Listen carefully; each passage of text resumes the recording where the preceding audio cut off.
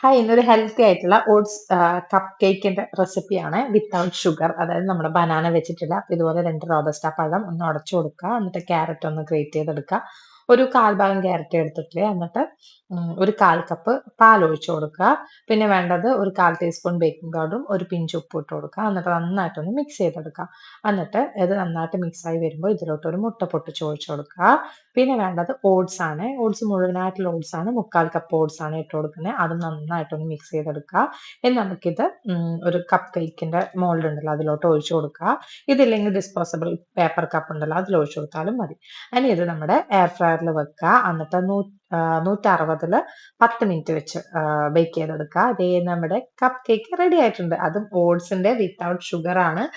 നല്ല സോഫ്റ്റ് ആയിട്ടുള്ള cup cake ആണ്. പിന്നെ മധുരം നോക്കുമ്പോൾ നമുക്ക് നോർമൽ കപ്പ് കേക്കിന്റെ അത്രയും മധുരം ഉണ്ടാവില്ല. ആ ഒരു പ്രശ്നം മാത്രമേ ഉള്ളൂ. അപ്പൊ ഒന്ന് ട്രൈ ചെയ്തിട്ട് പറയണേ. അപ്പൊ ഇത്രയേ ഉള്ളൂ. Thank you.